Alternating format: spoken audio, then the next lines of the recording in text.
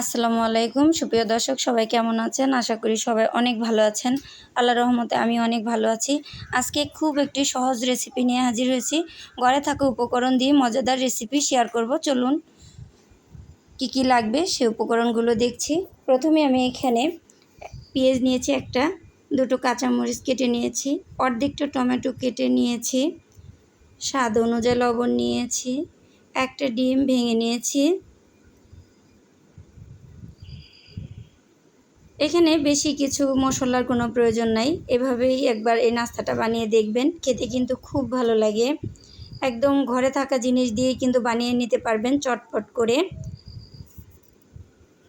এটা বিকাল অথবা সকালে অথবা বাচ্চাদের টিফিনও এই নাস্তাটা দিতে পারবেন।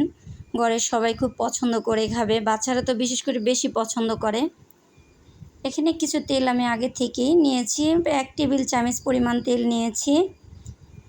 আপনারা চাইলে এখানে নাস্তাটা আপনারা বাটার দিয়েও তৈরি করে নিতে পারেন। প্রথমে আমি ডিমগুলো দিয়ে দিচ্ছি। এক্ষেত্রে চুলার আঁচটা একদম মিডিয়ামে রাখতে হবে, যেহেতু এখানে টমেটোগুলো দেওয়া আছে, একটু কুক হতে সময় লাগবে। একদম মিডিয়ামে রাখবেন চুলাটা।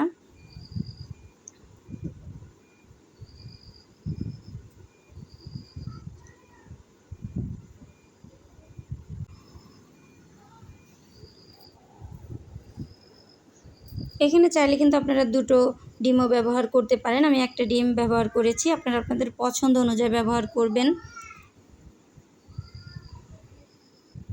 রুটিগুলো আমি আগের থেকেই বানিয়ে নিয়েছিলাম, আমি হাফ ছাকা দিয়ে নিয়েছি। যে পাশ আমি একটু বেশি কড়া করে ভেজে নিয়েছি সেটা আমি প্রথমে দিয়ে দিয়েছি, আর হালকা যেটা ভেজে নিয়েছি সে পাশটা আমি উপরে রেখেছি। এখন আমি ডিমটা একটু হালকা করে ভেজে নিচ্ছি। আপনারা চাইলে একটু কড়া করেও ভেজে নিতে পারেন ডিমটা।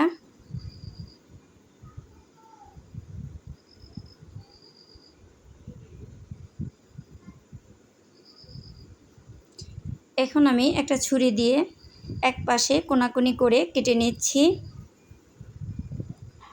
এটা কাটার কারণ হচ্ছে একটু শেপ দিতে ভালো সুবিধা হবে। 1 চা চামচ পরিমাণ নিয়েছি টমেটো সস। আপনারা সসের পরিমাণটা এখানে বাড়িয়ে কমিয়ে দিতে পারেন যার যার পছন্দ অনুযায়ী। এখানে কিছু শসা নিয়েছি, আমি গোল গোল করে পাতলা করে কেটে নিয়েছি।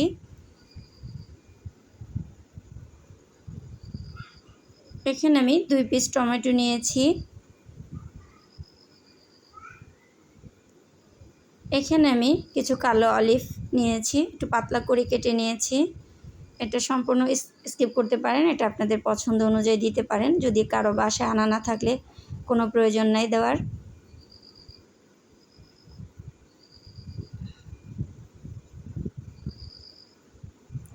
তারপরে এখানে আমি মজারেলা চিজটা নিয়েছি।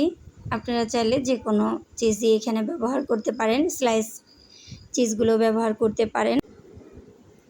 এখানে আমি অল্প করে একটু চিলি ফ্লেক্সটা দিয়ে নিচ্ছি। স্বাদ অনুযায়ী 1 চিমটি লবণ নিয়েছি।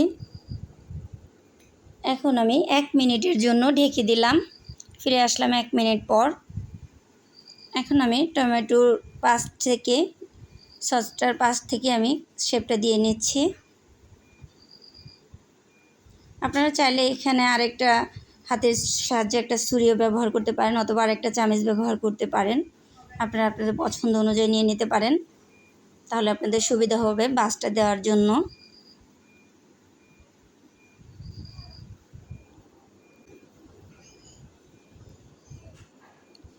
এভাবে আমি উল্টে পাল্টে একটু ভেজে নিচ্ছি।